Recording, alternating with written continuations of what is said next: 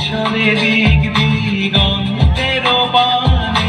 নিশিম সূর্যে শ্রাবণ বর্ষণ সঙ্গীতে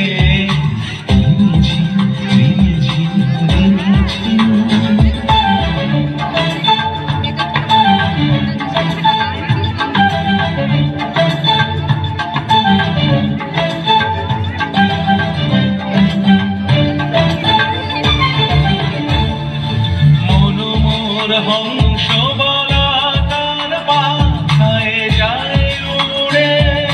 গচিত গচিত চকিত তড়িত